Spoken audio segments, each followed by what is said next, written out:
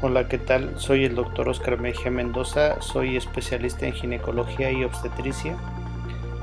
Estoy certificado por el Consejo Mexicano de Ginecología y Obstetricia. Realicé un diplomado en ultrasonido ginecológico y obstétrico. Estoy certificado por la Fundación Materno-Fetal para la realización de ultrasonido estructural fetal, ultrasonido de riesgo genético, y realicé un diplomado en cirugía de mínima invasión en ginecología en el Hospital Español. Mi práctica profesional es principalmente a nivel privado. Estoy en el Hospital Star Médica de Tlalnepantla y estoy en la Clínica Medicina Integral Guadalupe en Ecatepec. Agradezco a los organizadores y en especial a la doctora Adriana Escandón Jacobo por la invitación para hablar sobre este tema tan importante para todos.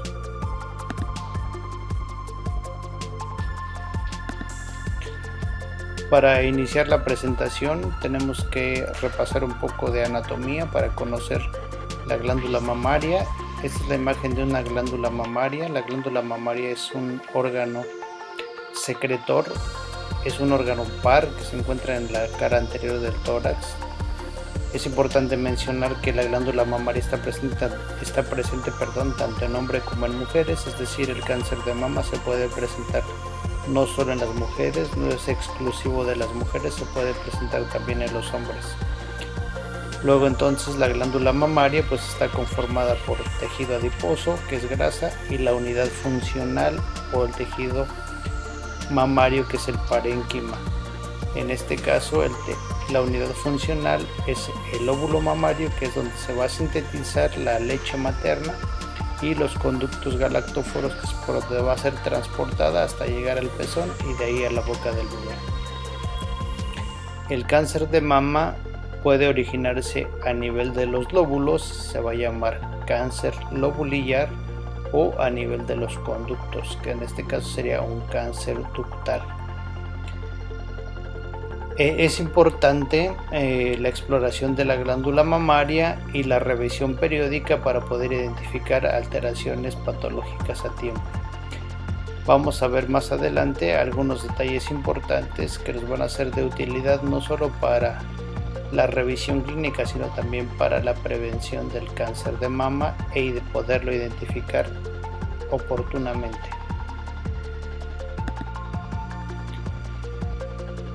¿Cuál es la frecuencia del cáncer de mama? Bueno, a nivel mundial es el segundo cáncer diagnosticado con mayor frecuencia.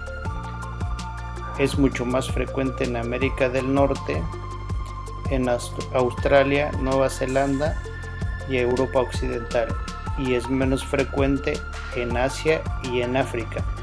Esto se debe principalmente a los cambios en el estilo de vida debido a la industrialización progresiva. Esto principalmente a consecuencia del estilo de vida, por ejemplo, en cuestión de ingesta de carbohidratos, de lípidos, índice de masa corporal, paridad de las pacientes y lactancia materna. En México, en el 2020 fallecieron 7.821 mujeres por cáncer de mama y 58 hombres.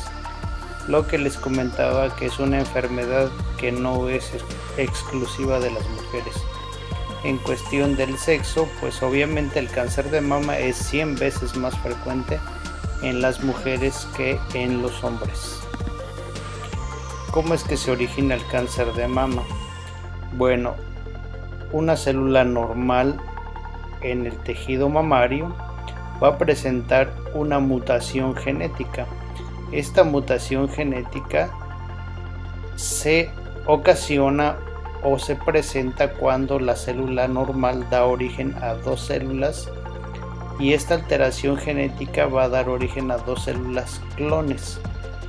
Estas células nuevas, anormales, van a tener la capacidad de dividirse a una mayor velocidad que una célula normal, y estas células clon van a dar origen a más células, no solamente con la mutación que ellas tenían, sino también mutaciones adicionales, es decir, un cúmulo subsecuente de mutaciones que le van a conferir a las nuevas células la capacidad no solo de dividirse o replicarse con mayor velocidad, sino también la capacidad de evadir el sistema inmunológico y la capacidad de invadir tejidos subyacentes o tejidos a distancia, que en este caso se llama metástasis.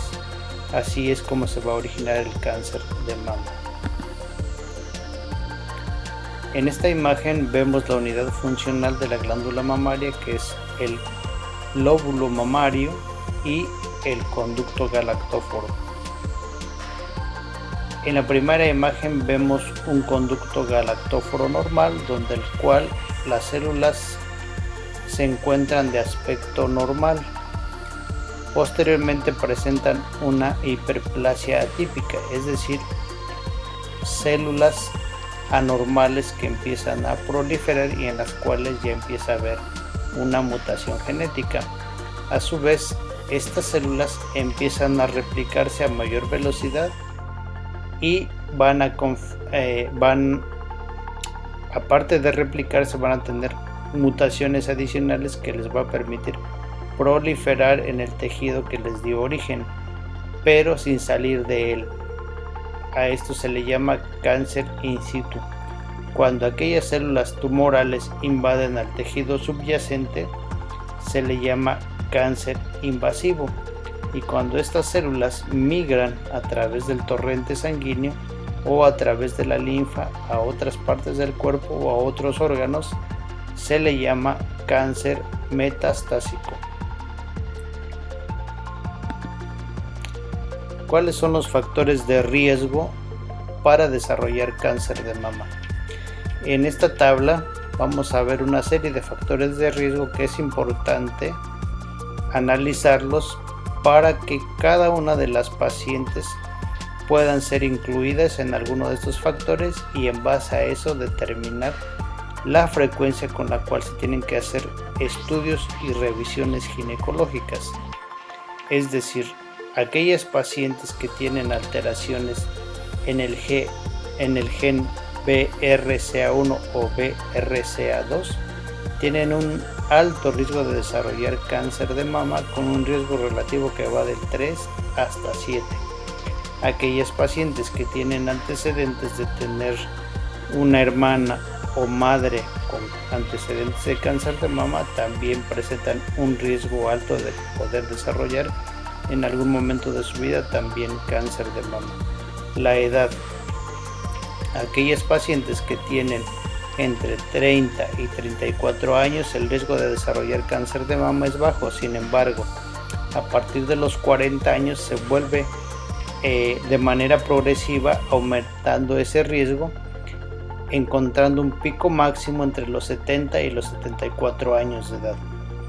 La edad de la menarquia o de la primera menstruación. Aquellas pacientes que tienen una menstruación posterior a los 14 años tienen menor riesgo de desarrollar cáncer de mama que aquellas pacientes en las cuales se presenta su primera menstruación antes de los 12 años de edad.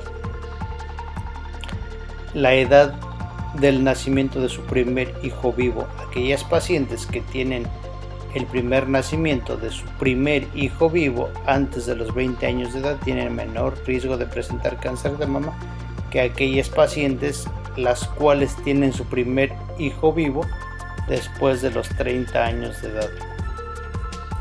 Edad de la menopausia.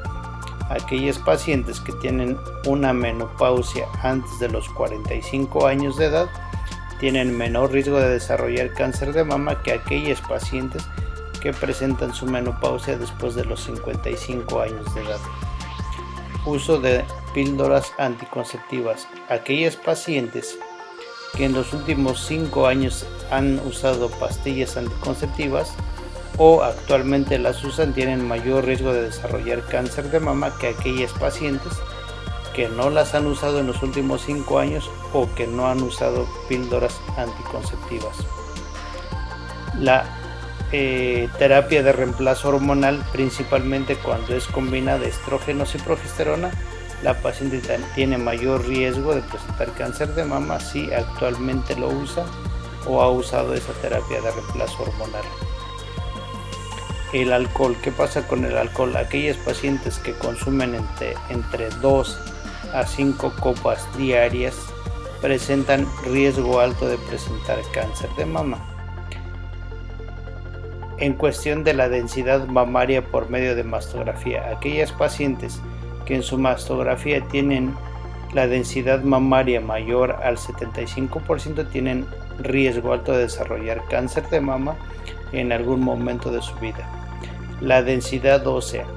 Aquellas pacientes que tienen una densidad ósea alta tienen riesgo alto de desarrollar cáncer de mama. Esto se relaciona directamente en cuestiones de la dieta. Historia o antecedentes de una biopsia benigna de la mama. Aquellas pacientes que han tenido alguna biopsia benigna de mama tienen mayor riesgo de desarrollar en algún momento de su vida cáncer de mama que aquellas que no han tenido ninguna biopsia de mama. Y aquellos pacientes en las cuales tienen una biopsia con hiperplasia típica tienen un riesgo alto de desarrollar cáncer de mama. ¿Cuáles son los factores protectores? Bueno, el más importante es la lactancia materna, traducida en meses de lactancia. Aquellas pacientes que han lactado por más de 16 meses por lo menos a un hijo es un efecto protector para evitar cáncer de mama. La paridad. Aquellas pacientes que han tenido más de 5 hijos nacidos vivos tienen menor riesgo de desarrollar cáncer de mama que aquellas pacientes que no han tenido nacimientos de hijos vivos. El ejercicio. Aquellas pacientes que realizan ejercicio de manera periódica tienen menor riesgo de desarrollar cáncer de mama que aquellas pacientes que tienen sedentarismo. El índice de masa corporal en la posmenopausia. Aquellas pacientes que tienen un índice de masa corporal menor al 22.9 tienen menor riesgo de desarrollar cáncer de mama en comparación con aquellas pacientes que tienen un índice de masa corporal mayor del 30.7%. La oophorectomía antes de los 35 años de edad es un efecto protector para cáncer de mama que aquellas pacientes que no han tenido oophorectomía. Y el consumo de aspirina por más de 6 meses también se considera como un efecto protector. Bueno, dentro de estos factores protectores para cáncer de mama tenemos que recalcar que el ejercicio es muy importante y el índice de masa corporal en las pacientes, principalmente en la posmenopausia, que es donde se presenta con mayor frecuencia el cáncer de mama. Y obviamente estos son factores que se pueden modificar. Aparte del alcohol que vimos en la tabla anterior, también el consumo de tabaco predispone a desarrollar cáncer de mama. Es decir, si nosotros evitamos el tabaquismo en las pacientes, en las mujeres, obviamente el riesgo de cáncer de mama también va a disminuir. Bueno, y ustedes se preguntarán, ¿cuál es el riesgo de que yo pueda padecer cáncer de mama? Bueno, lo hemos dividido en 3 principalmente, que es el riesgo promedio, el riesgo moderado y el riesgo alto de desarrollar cáncer de mama. Es decir, el riesgo promedio significa que tenemos menos del 15% de posibilidades de padecer cáncer de mama en algún momento de la vida. En este riesgo promedio se ubican la mayor parte de las mujeres. El principal factor de riesgo aquí es la edad de la paciente. Es decir, a partir de los 40 años de edad, este riesgo va aumentando de manera progresiva, encontrando un pico máximo entre los 70 y los 75 años de edad. El riesgo moderado está entre el 15 y el 20% de posibilidades de presentar cáncer de mama en algún momento de su vida. Y en este riesgo moderado están incluidas principalmente aquellas pacientes en las cuales tienen un familiar directo con antecedentes de cáncer de mama. Y el riesgo alto son aquellas pacientes que tienen más de 20% de posibilidades de desarrollar cáncer de mama en algún momento de su vida. ¿Y cuáles son estas pacientes? Aquellas pacientes con antecedentes de cáncer de mama de ovario o tubo peritoneal en algún familiar. Pacientes que tienen alteraciones familiares del gen BRCA1 o BRCA2, es decir, mutaciones en estos genes, que sean portadoras de algún síndrome de neoplasia a nivel de mama u ovario, aquellos pacientes que tienen una densidad mamaria por mastografía mayor al 75% y aquellas pacientes que han tenido una biopsia previa con hiperplasia típica. Asimismo, aquellas pacientes con edad de la menarquia temprana, como ya vimos anteriormente, primer nacimiento vivo después de los 30 años, como vimos en la tabla anterior, número de embarazos, es decir, pacientes nulíparas tienen mayor riesgo de desarrollar cáncer de mama, y estado menopáusico, es decir, principalmente índice de masa corporal en la menopausia y la edad en la que se presentó la menopausia. Recordemos que entre más tarde se presenta la menopausia y mayor índice de masa corporal, mayor riesgo de padecer cáncer de mama. Y aquellos pacientes que presentan radioterapia o presentaron radioterapia en el pecho entre los 10 y los 30 años de edad. Entonces, una vez que podemos incluir a las pacientes en cualquiera de estos tres riesgos, que en este caso promedio, moderado o alto, entonces de ahí podemos establecer la conducta y la periodicidad para realizar exploraciones físicas, exámenes paraclínicos, que en este caso sería mastografía principalmente después de los 40 años de edad o ultrasonido antes de los 35 años de edad. Es importante comentarles que aquellas pacientes que están incluidas en un riesgo alto de desarrollar cáncer de mama, lo ideal es realizar mastografía o resonancia magnética. ¿Cuáles son los signos y síntomas del cáncer de mama? Los signos y síntomas del cáncer de mama dependen mucho en qué estadio o en qué etapa se encuentre la enfermedad. Es decir, si tenemos una etapa temprana en la cual solamente tenemos una masa mamaria, la masa mamaria normalmente es una lesión única, es una lesión dominante, es una lesión inmóvil y de bordes irregulares, es decir, no vamos a poder delimitar con precisión los bordes de la lesión. Cuando esta enfermedad o este cáncer ya tuvo una invasión local, vamos a encontrar ganglios a nivel de la axila, es decir, bolitas que vamos a tocar en la axila de la paciente. Puede haber hallazgos cutáneos, es decir, eritema, que es enrojecimiento de la piel, engrosamiento de la piel, formación de hoyuelos en la piel subyacente, lo que da el aspecto de piel de naranja. O cuando ya tenemos enfermedad metastásica, normalmente pues depende mucho a qué nivel esté la metástasis. Por ejemplo, si tenemos una metástasis en el hueso, pues va a haber principalmente dolor de piernas o de espalda. Si tenemos una metástasis a nivel del hígado, puede haber dolor abdominal, náuseas o ictericia, que es coloración amarillenta de las conjuntivas, de los tegumentos o mucosas. Y si está a nivel pulmonar, pues vamos a tener tos o aliento fétido. ¿Qué pasa con la secreción del pezón y el pezón invertido? Bueno, tenemos que considerar que hay secreción fisiológica de la glándula mamaria, y esta se presenta normalmente en la lactancia o cuando la paciente se encuentra embarazada, o si la paciente tiene algunos problemas benignos, como en este caso puede ser aumento de la prolactina o hipotiroidismo. Cuando es una secreción patológica o preocupante, pues cuando es una secreción unilateral, es decir, de un solo lado. Cuando es una secreción sanguinolenta o cuando se encuentra esa secreción asociada a una masa o a una lesión cutánea visible y evidente. El pezón invertido, bueno, tenemos que tomar en cuenta el interrogatorio con la paciente, porque hay pacientes que de manera fisiológica toda la vida han tenido el pezón invertido, y hay pacientes que tienen el pezón umbilicado. Aquí lo que es importante resaltar que Se vuelve patológico cuando una paciente tiene sus dos pezones evertidos y de pronto y de manera inexplicable se invierte un pezón. Ahí estamos obligados a realizar estudios para determinar si esa inversión es benigna o es secundaria a alguna patología maligna.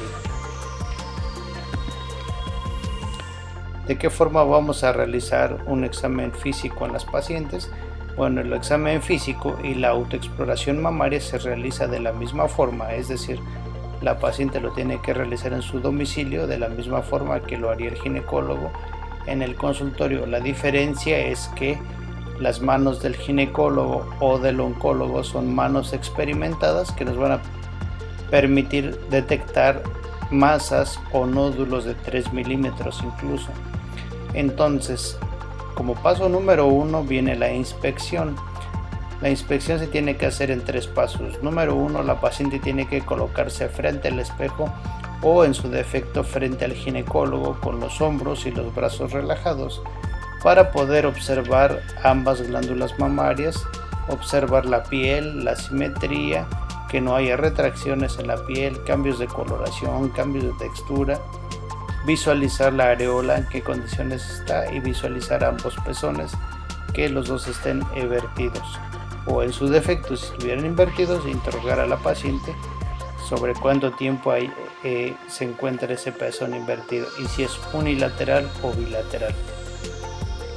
Posteriormente la paciente tiene que levantar los brazos.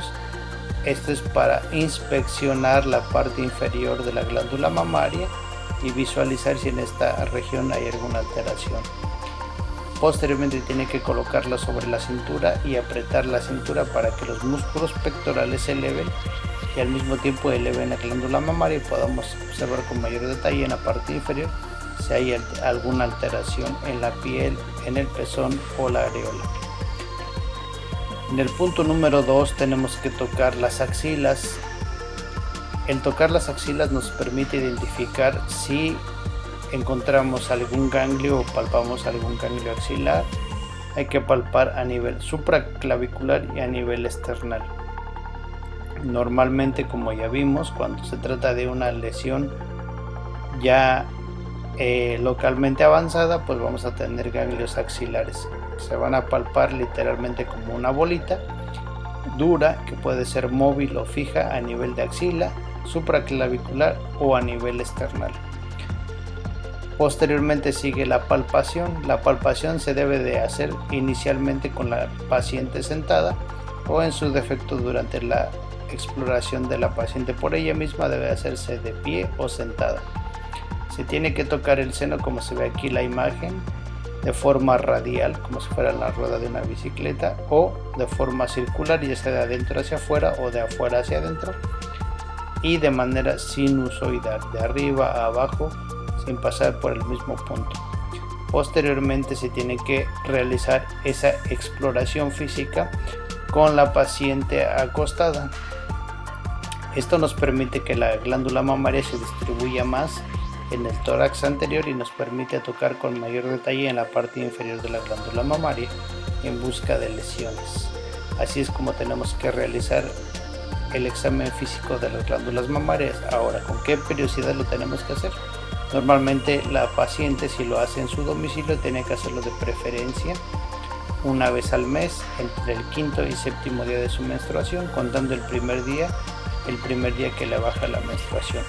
En ese momento es cuando menor influencia hormonal tienen los senos y mayor facilidad para poder identificar alteraciones.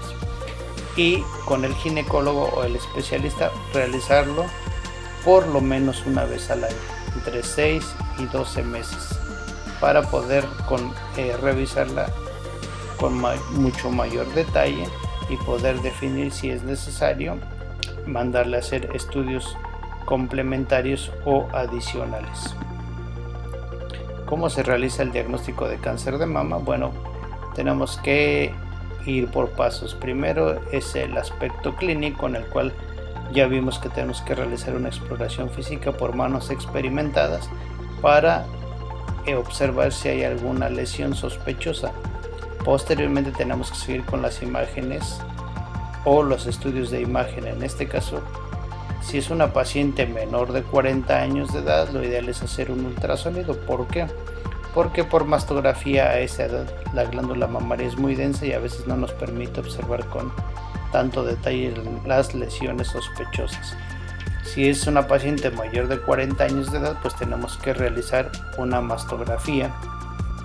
Y si tenemos una paciente con alto riesgo de cáncer de mama, pues tenemos que realizar, lo ideal es una resonancia magnética, o cuando la mastografía no es concluyente o no concuerda con la clínica, es decir, con la revisión que le hicimos a la paciente. Y finalmente el diagnóstico se debe de confirmar por medio de una biopsia. En este caso, pues debe de ser una biopsia por Trucut, que es lo ideal. Actualmente ya las biopsias por aguja fina ya no son muy recomendables, tiene que ser una biopsia por Trucut de preferencia. Bueno, y en este caso, cuando solicitamos una biopsia, lo ideal es pedir que se realice con inmunohistoquímica para determinar si ese tumor tiene receptores positivos para estrógenos, para progesterona o para ambos. Eso es muy importante porque de eso dependerá la terapia adyuvante cuando estemos en el tratamiento del cáncer. ¿Cómo vamos a ver una lesión por ultrasonido, una lesión maligna? Bueno, pues normalmente es una lesión hipoecoica, es decir, con una densidad menor al tejido habitual. Va a ser un poco más alta que ancha. Los bordes no los vamos a poder definir con tanta claridad, y cuando nosotros le ponemos el Doppler color va a haber aumento de la vascularidad en esta zona. ¿Cómo se ve una lesión de cáncer de mama por mastografía? Bueno, pues vamos a ver una masa de tejido blando que va a ser especulada, es decir, va a tener bordes irregulares, va a tener picos como se observa aquí. No se va a poder delimitar con precisión los bordes de la lesión y normalmente va a deformar la arquitectura de la mama normal. Así es como se ve una mastografía. Ahora, ustedes se preguntarán, bueno, si una paciente tiene implantes mamarios, ¿se puede o no se puede hacer una mastografía? Claro que se puede hacer una mastografía, sin embargo, en la mastografía de una paciente que tiene implantes se requieren proyecciones adicionales para poder observar con mayor detalle la mama, ya que el implante puede impedir una adecuada valoración de la mama con las proyecciones habituales que se les hace a las pacientes que no tienen implantes mamarios. Otro aspecto importante que encontramos en la mastografía son las calcificaciones. Normalmente, cuando se trata de calcificaciones malignas que son indicativas de cáncer, pues son calcificaciones amorfas, es decir, no son regulares, van a ser calcificaciones estrelladas y van a ser calcificaciones agrupadas. ¿Y qué traducen estas calcificaciones? Pues normalmente representan células necróticas o muertas en el centro y que están rodeadas por células tumorales. ¿Y qué vamos a ver en la resonancia magnética? Pues obviamente vamos a ver una masa con márgenes irregulares o espiculados, igual que la mastografía como se ve aquí. El realce interno va a ser heterogéneo como se ve en esta imagen, y realce en tabiques internos. En esta resonancia magnética, se observan varias lesiones que no se pudieron observar por medio de una mastografía. Ahora, ¿cuál es el tratamiento del cáncer de mama? Bueno, primero tenemos que estadificar a la paciente, es decir, en qué estadio se encuentra ese cáncer, y para eso se requieren estudios de extensión que pues obviamente no vamos a ver con tanto detalle. De acuerdo a esta estadificación vamos a ver si la paciente amerita primero quimioterapia, posteriormente debe ser manejo quirúrgico y debe ser un tratamiento de mantenimiento, que en este caso sería hormonal cuando el tumor tiene receptores positivos para estrógenos o progesterona, y radioterapia también.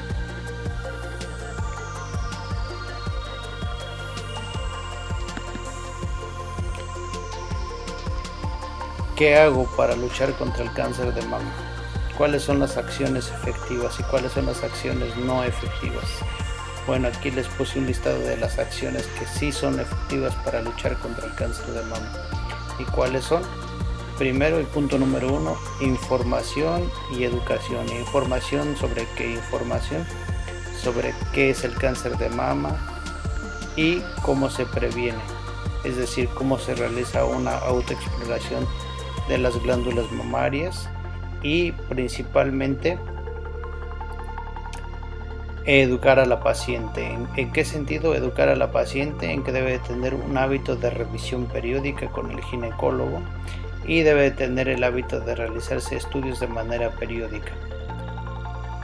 Punto número 2, la autoexploración mamaria, que ya lo vimos en las diapositivas anteriores, cómo se debe de realizar una autoexploración mamaria efectiva. Revisión periódica con el especialista, como ya les comentaba.